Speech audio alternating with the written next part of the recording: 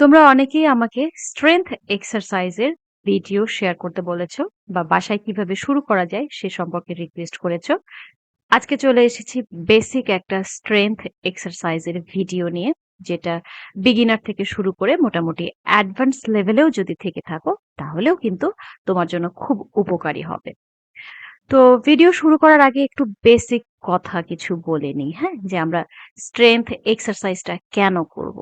আমরা তো পেট কমাবো। সো আমাদের পেটের এক্সারসাইজ করলেই কিন্তু এনাফ হয়ে যাচ্ছে, তাই না? তো স্ট্রেংথ করার কি দরকার, বা লেগের এক্সারসাইজ গুলোই কি দরকার করার? বেশি বেশি করে স্কোয়াট, লাঞ্জ এগুলো আমরা কেন করব? তো যাদের এক্সারসাইজ সম্পর্কে বেসিক ধারণা নেই বা ধারণা কম, তাদের জন্য আমি একদম সহজ ভাষায় একটু বর্ণনা করে দিই। এক্সারসাইজ আমরা কিন্তু ফ্যাট বার্নের জন্য করি না। সাধারণত যে ভিডিওগুলো দেখা যায় সেগুলোতে কিন্তু সঠিক ইনফরমেশনটা দেওয়া হয় না। মানে পেটের এক্সারসাইজ করব আর পেটের ফ্যাট বার্ন হবে, বিষয়টা কিন্তু এরকম না। এরকম যদি হতো তাহলে কিন্তু পেটের এক্সারসাইজ করে সবার পেটই একদম ভ্যানিশ হয়ে যেত। কিন্তু আসলে কি তাই যায়? যায় না। তো কি এটার পিছনে একটা সায়েন্স আছে। সায়েন্সটা হচ্ছে যে আমরা এক্সারসাইজ করব, শরীরের প্রত্যেকটা মাসলকে এনগেজ করব, মানে ভেঙে ফেলবো একদম এক্সারসাইজ করতে করতে। ওগুলোর ভিতরের মাসল সেলগুলো যখন ব্রেক ডাউন হয়ে যাবে, সেগুলোর জন্য কিছু খাবার দরকার পড়বে। তো তখন সে মাসলগুলো খাবারগুলো কোথা থেকে জোগাড় করবে? আমাদের যে ফ্যাট সেলগুলো আছে সেখান থেকে কিছু কালেক্ট করবে, আর আমরা বাইরে থেকে যে খাবারগুলো দেই সেখান থেকেও কিছু কালেক্ট করবে। তো বাইরে থেকে এই জন্যই আমরা একটু ক্যালোরি ডেফিসিট করে খাওয়া শুরু করব বা ডায়েট কন্ট্রোল করব, যাতে কিছুটা হলেও খাবার কম ইনটেক করা যায় এবং মাসলগুলো বাইরে থেকে খাবার পর্যাপ্ত পরিমাণ না পায়। তখন সে কি করবে? ভিতরের ফ্যাট সেলগুলো ভেঙে ভেঙে ওগুলোকে খাবার হিসেবে গ্রহণ করবে, এবং তাতে করে আমাদের ফুল বডি থেকে বা পেট থেকে, স্টাবার্ন ফ্যাট থেকে আস্তে আস্তে ফ্যাট গুলো বার্ন হওয়া শুরু করবে। This is the science behind exercise. Okay, তো এখন আমি বেসিক একদম ৩টা বা ৪টা এক্সারসাইজ আজকে দেখিয়ে দেব। তোমরা বাসায় অবশ্যই শুরু করবে। প্রথম এক্সারসাইজ, যেটা একদম বেসিক এক্সারসাইজ, স্কোয়াট। একদম এক্সারসাইজের রাজা যেটাকে বলা হয়। তো আমরা স্কোয়াট দিয়ে শুরু করব। আমি সব একদম ডিটেলসে একটার পর একটা বলে দিচ্ছি, তোমরা কিন্তু মনোযোগ দিয়ে ভিডিওটা শুরু থেকে শেষ পর্যন্ত দেখবে এবং কথাগুলো শোনার চেষ্টা করবে। প্রথম দিন আমরা যখন শুরু করব, 10টার বেশি দিব না। যদি 10টাও না পারো, আমি বলবো 8টা দাও। তো আমি এখানে বিভিন্ন ভ্যারিয়েশনে দেখিয়ে দিচ্ছি, ফ্রি হ্যান্ড দেখিয়ে দিচ্ছি, ওয়ালের সাপোর্ট নিয়ে দেখিয়ে দিচ্ছি। তোমরা ওয়ালের সাপোর্ট নিয়ে করতে পারো যাদের বসতে অসুবিধা বা হাঁটুর সমস্যা আছে, আর্থারাইটিস প্রবলেম আছে। যেভাবে সুবিধা হয় সেভাবেই শুরু করবে। তো আমরা এভাবে 10টা স্কোয়াট দেওয়ার পরে একটুখানি রেস্ট দিব, 10 সেকেন্ড পরিমাণ একটু রেস্ট দিব। এরপরে আমরা আবারও 10টা স্কোয়াট করে নিব, তারপরে আবারও 10 সেকেন্ড রেস্ট দিব। এরপরে আমরা আবারও 10টা স্কোয়াট দিয়ে নিব। তো মোটামুটি 3টা স্কোয়াটের সেট আমরা করে নেব। তারপরে তুমি মোটামুটি 20 থেকে 30 সেকেন্ডের একটা লম্বা বিরতি দাও। এরপর আমরা চলে যাব দ্বিতীয় এক্সারসাইজে। দ্বিতীয় এক্সারসাইজটা আমরা করব লাঞ্জ। লাঞ্জটা দেখতে যতটা সহজ মনে হয়, আসলে কিন্তু এতটা সহজ না, ভীষণ কঠিন, এবং যাদের ওজন একটু বেশি আছে তাদের জন্য তো আরো একটু কঠিন মনে হতে পারে। বাট তোমাকে সাপোর্ট নিয়ে এটাকে ইজি করে নিতে হবে। ওয়ালের সাপোর্ট নাও কিংবা সাইডে কোনো চেয়ার রেখে সাপোর্ট নাও।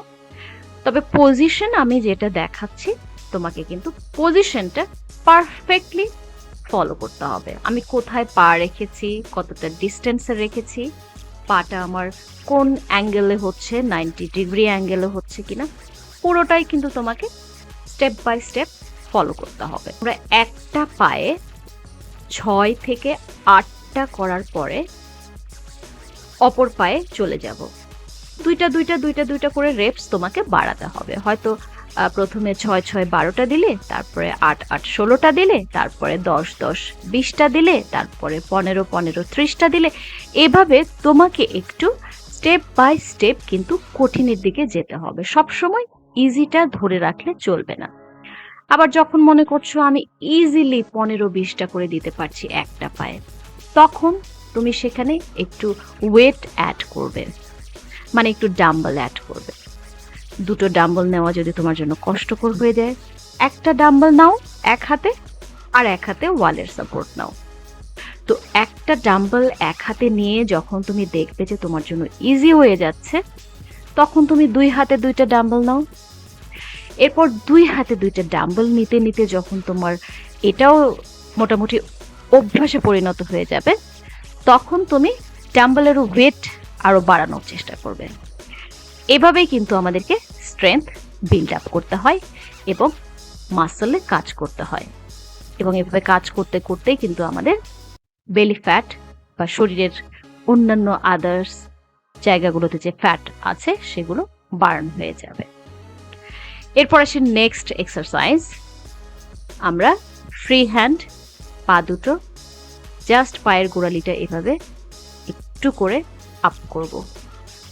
এই এক্সারসাইজটাও ভীষণ সহজ কিন্তু খুবই উপকারী। আর যখন দেখবে যে এটাতেও তুমি অভ্যস্ত হয়ে গেছো, মোটামুটি ইজি মনে হচ্ছে, 10টা করে দিবে, 3টা সেট করবে। তারপর যখন দেখছো একদমই ইজি মনে হচ্ছে, হাতে 2টা ডাম্বল নেবে। হাতে 2টা ডাম্বল যখন ইজি হয়ে যাবে, ডাম্বলের ওয়েট বাড়াবে। এই তো মোটামুটি এগুলো হলো স্টেপ বাই স্টেপ।